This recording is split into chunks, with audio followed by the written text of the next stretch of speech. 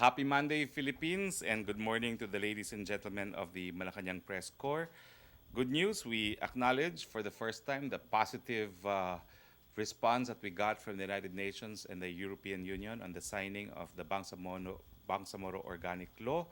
Of course, we're one with the whole world in praying that the Bangsamoro Organic Law will pave the way for lasting peace in Mindanao.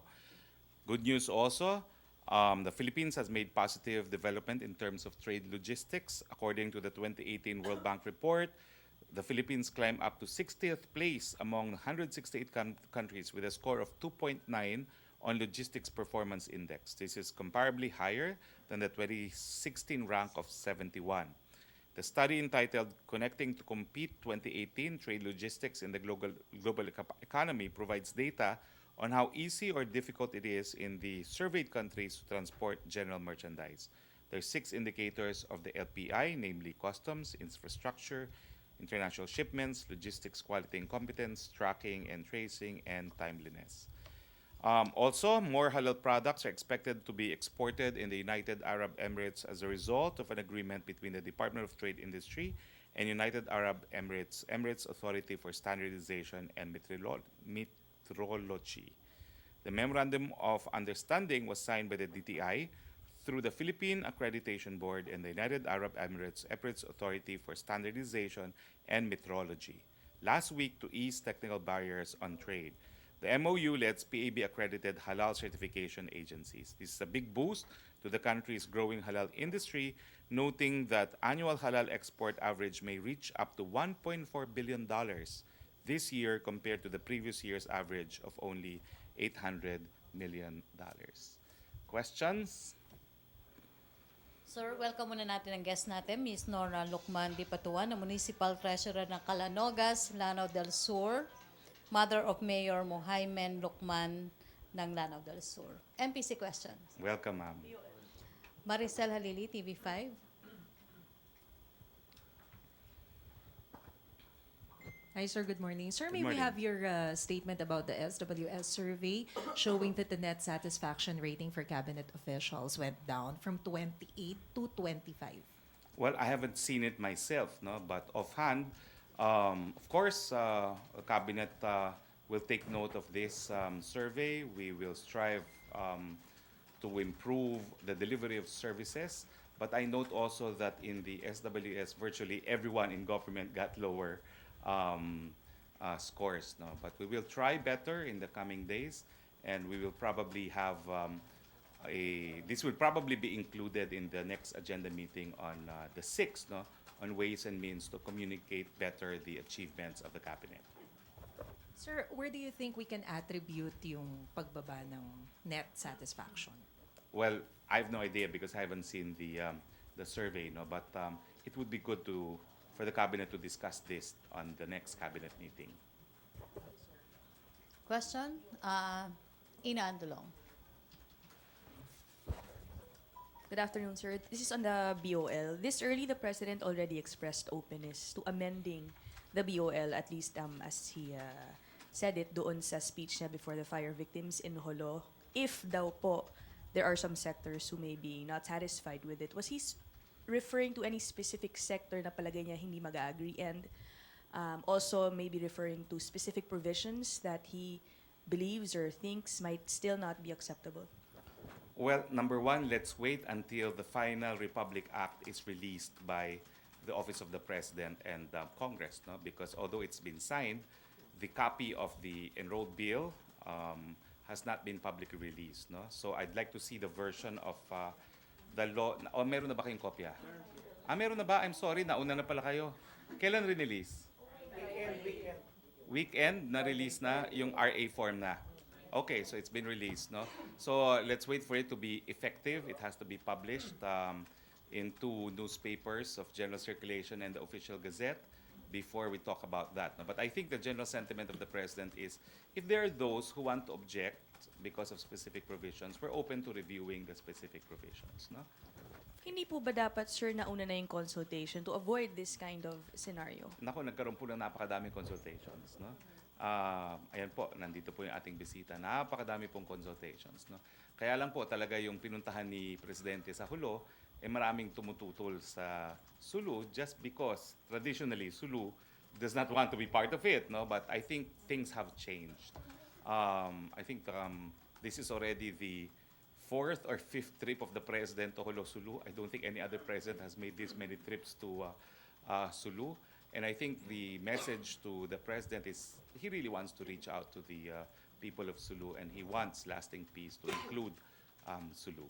So it's not to say that maybe the BOL's enactment was rushed because the president did want this to No. be a key part of his SONA. Well, it wasn't really rushed. It's been there. It's been pending. It took us almost a year to discuss the BOL. There's been substantial consultations. I note that, the president even called members of Congress and Senate, if I'm not mistaken, at least 3 times to the palace, no? And although, nothing is perfect. And of course, the BOL assigned into law is a result of compromise. So all that the president was saying was, if you have specific complaints, we're open to discuss these complaints with a view of possibly amending further the law. Thank you, sir. Raymond Tinasa, follow-up. Ay sir, doon sa same speech niya, parang binanggit niya na he's not yet, hindi pa niya nakausap si MLF Chairman Nur Miswari after mapagtibay yung Bangsamoro Organic Law. And he said na he's willing to give autonomy if Nur Miswari would ask that. So does that mean na the president is open to grant or give Nur Miswari's group with the same like to the MILF, the regional autonomous region? Well, I think he's reaching out specifically to Nur Miswari. And he's willing to listen to Nur Miswari, and he's listened to accommodate some of Nur Miswari's wishes if it can be accommodated. No? But as of now, I think it's just really a strong message that if you're not happy with BOL, come talk to me. Yes, sir. Another also strong message when he invited the Abu Sayyaf terrorist group to negotiate. So does that mean that the government is now open negotiating to terrorists? Well, you see, that's the problem when I don't go with the president. I really did not see how he mentioned it. No? So in fact, foreign media was asking me about the lapu-lapu, no? But there was also a reference in the transcript on lapu-lapu, the fish. No? So I don't really know how to read the president's statement. Again, it was a Sunday. That's why I didn't go to Holo. I don't know what day it was. No? But I couldn't go. But I think what he's saying is, in the same way that he has been accepting surrenderies from the MLF and MNLF and NPA, he's willing to accept surrenderies from the ASG. So what he means is surrender and you would be given a new lease on life. No? That's as far as I understood the totality of what the president said on the basis of the transcripts. So it doesn't mean, well, from your end, necessarily going to the formal negotiating table as we are doing with the NPA and the MILF. Well, I think he's talking about the fact that we have, in fact, recognized ASG surrenderies lately. No? So it's really an enticement for the ASG to surrender. Thank you, sir. Questions? Ace Romero.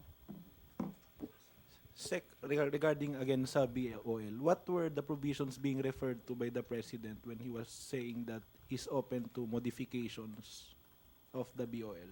I do not know specifically what he was referring to, but we all know that Sulu traditionally is a bastion of opposition for BOL. So he's willing to sit down with Sulu and talk about possible amendments. But of course, such amendments would again require congressional action. Of course, like any law, it would have to require congressional action. So, baka matagalan, hindi kaya matagalan kasi Hindi ang naman po, haba kasi ng... for now we have the BOL. So let's see whatever changes they may want from the BOL.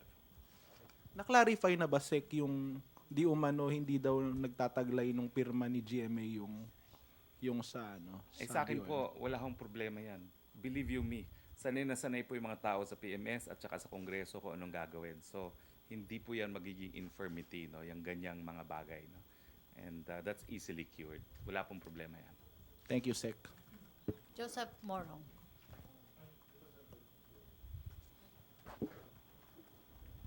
Magkaroon pa ba ng signing sa Malacanang? Well, ano na lang siguro, ceremonial or ceremony Well, alam to niyo si commemorate. Presidente talaga hindi marunong, mahilig sa seremonya. You could imagine what the ceremony that the previous administration had on the BBL that was not passed, no? Ito, BOL na napasa, no? I would personally want to see a ceremony and I would like to invite all the stakeholders, but it's not my decision. So I'll find out today what the decision of the President will be, no? I'll also find out from PMS if they have a date scheduled for a ceremony of sorts. But I think we deserve one. Sir, syempre the ball now is with the COMELEC, no? Kasi earliest time that they can set the plebiscite is 90 days, 3 months, no? So any instructions to the COMELEC to make it happen, plebiscite? Well, of course, the COMELEC is an independent constitutional body. No? I don't think it's proper for the President to instruct them. They know their legal duty now that the law has been passed, but it has to be effective. We have to wait for the publication before the law becomes effective. Thank you, sir. Questions? Joyce Balasio. Sir, regarding lang po sa sinabi ng Tulfo na hindi sila magsusoli ng 60 million, kahit mamuti na raw ang mata, mga maghihintay. Well, unang-una po, matagal ko nang pinangako ito kay Mon, no? Tulfo. Yung mga nangako naman po, 2 Tulfo. Kaya naman sabi ko kay Mon, wala kang magagawa, Tulfos pa rin yan kasi 2 sila, no? Plural. So, si Ben at saka si Wanda, no? So, hindi ko alam kung sino nagsabi yung hindi sila magbabalik. Now, since Ben said hindi na sila magbabalik, so be it, no? Ang huling deklarasyon po ng Presidente dyan, and I asked him explicitly, is we will let the legal process proceed. Let the legal process proceed. Let those liable be held responsible. Raymond? Related Ace and then Joseph. But what's the comment of the palace regarding the plan of Senator Trillanos to file, I think, plunder case against the Tulfos for their supposed refusal to return the money? Well, the matter is in fact within the cognizance already of the ombudsman. So that would be treated as a second complaint. But as far as I know, before her retirement, Ombudsman Conchita Morales said she had already commenced investigation, no, into this matter. Joseph Morong. So there's a report from one of our reporters na sabi ay may binigyan na cut sa 2 tao. Dapat po lahat yung binigyan ng cut mapasama sa demanda. Sino ba ho yan? Sino? Well, kung sino po lahat yan, ilabas lang po pangalan, I'm sure dapat po maimbestigahan sila. Questions, MPC? Raymond Tenasa.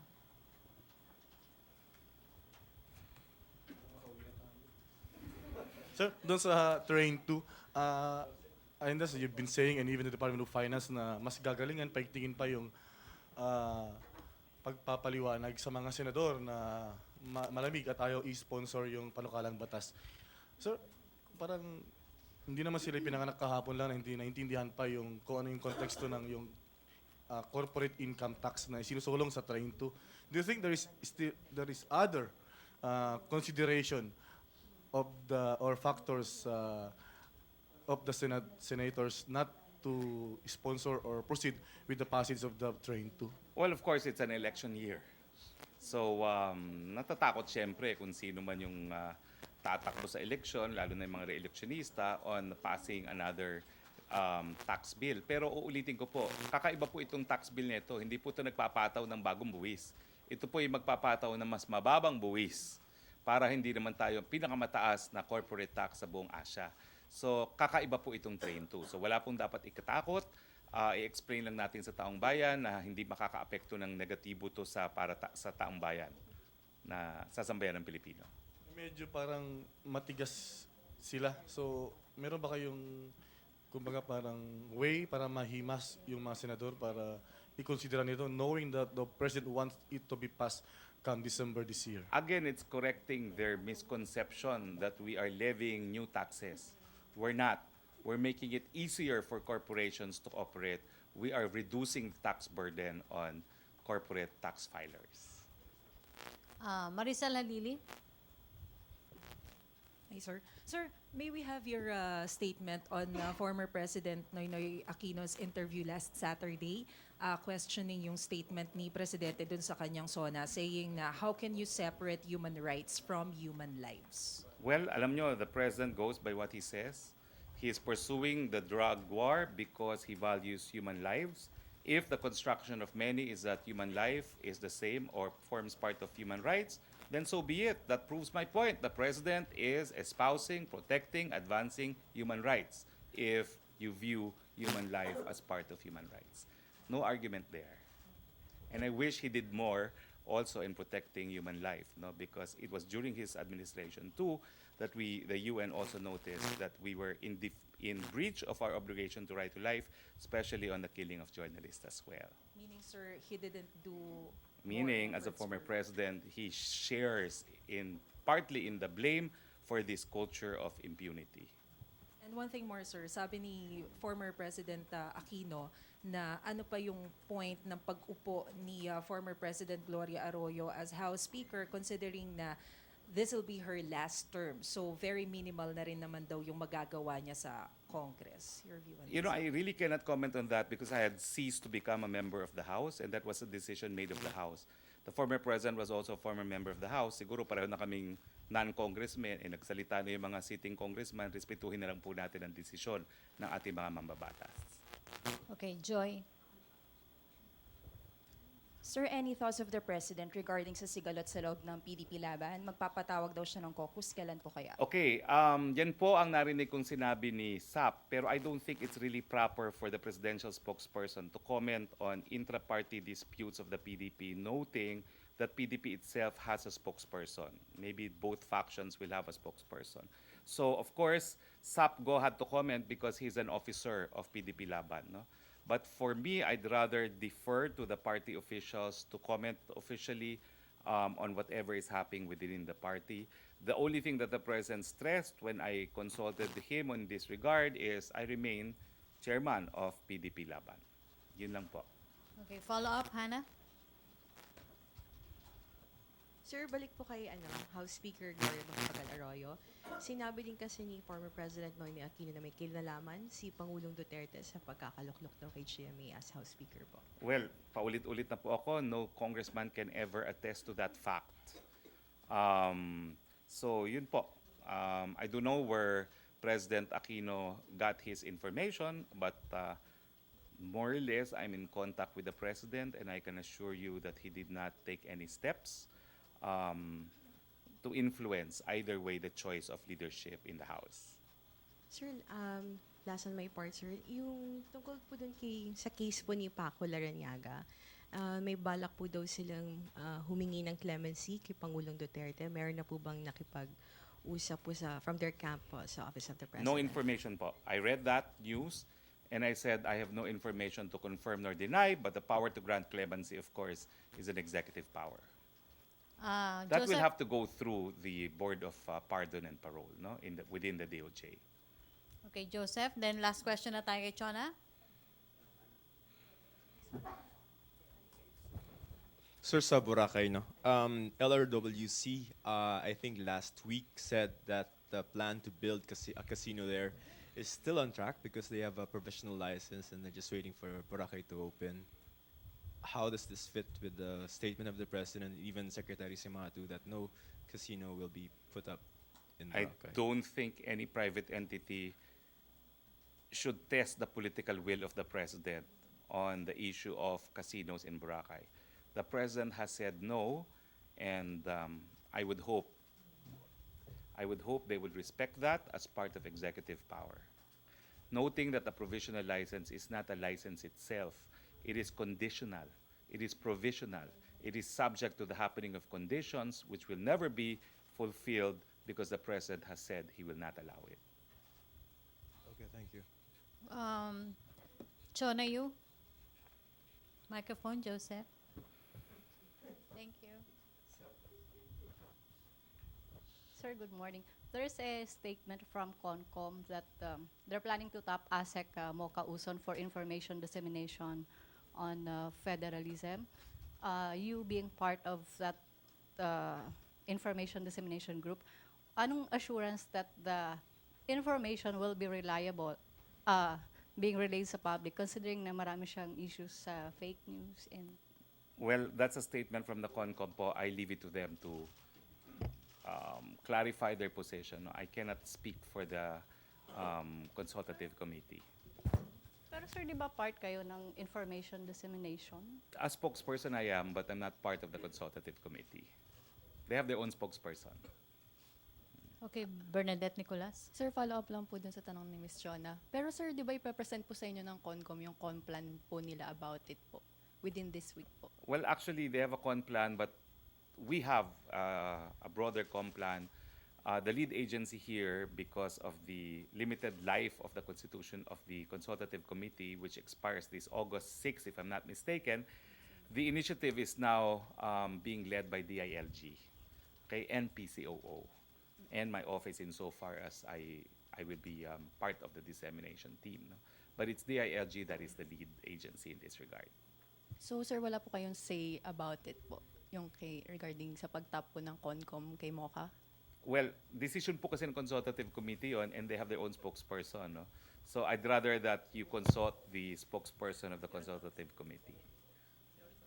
Question? So what are your thoughts, sir, about Mocha being tapped as to help the info drive po sa federalism campaign? Anyone is welcome to disseminate. Of course, we seek to come up with standardized dissemination materials so that no one will deviate from the messaging. So we're developing materials for disseminators, and we're formulating a module to train first the trainers, and we're developing a module for dissemination so that anyone who will follow the module can disseminate properly. Okay. Other issue po, sir. Dun sa EO naman po, sir, on FINL po, yung foreign investment negative list po, kailan po kaya Hindi pa nga matutuloy? lumalabas eh. No? I'll follow it up because I think I follow this up also. No? At hindi pa lumalabas. And Secretary Pernia, I think, also said that that's a matter of urgency. Well, if nothing happens between now and August 6, I will bring it up in the cabinet meeting, the status of the negative list. Okay? Okay, sir. Sir, last na. What's the reason po kaya for the 2-month delay of the signing of the EO on FINL po? Siguro pinag-aaralan lang naman. Wala naman po bang apprehension si President regarding sa mga nakalagay po dun sa ginawang EO po nila Secretary Pernia po? Wala naman po kasi ang procedure naman dito, even if it comes from the cabinet, it's submitted to PMS and it's again subjected to study, not only technical but also legal. No? So yun po yung mga proseso. Noting that my own EO in my office has not been issued. So medyo matagal po talaga ang mga proseso minsan. Okay, sir. Okay? Sige, sir. Thank you, sir. Thank you very much. Sir, last question, Maricel Halili. Sir, last question. Sir, actress Alice Dixon posted a video on her Instagram account roaming around Boracay. So do you see any violation on this? Well, hindi ko po alam kung ano yung konteksto na roaming around Boracay siya. There's even a swimming zone in Boracay, no? So first, for residents. So hindi ko po alam kung ano yan, kung when it was taken. So I'd rather not comment, not knowing the circumstance. Okay? Thank you. Maraming salamat po. See you tomorrow. Okay, thank you, Presidential Spokesperson Harry Roque, Malacanang Press Corps, back to our main studio sa Radyo Pilipinas and People's Television Network. Okay. Thank you. See you tomorrow.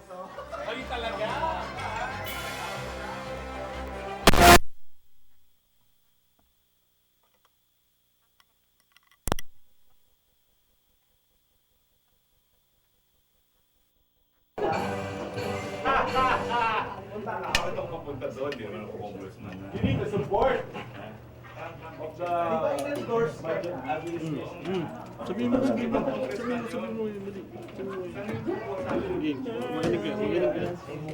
Alam mo, dapat baguhin nila yung scanner. Sino ba yung nag-i-scan ng BOL? Ang labo ng firma. Nakakatuloy ng minsan yung walang firma.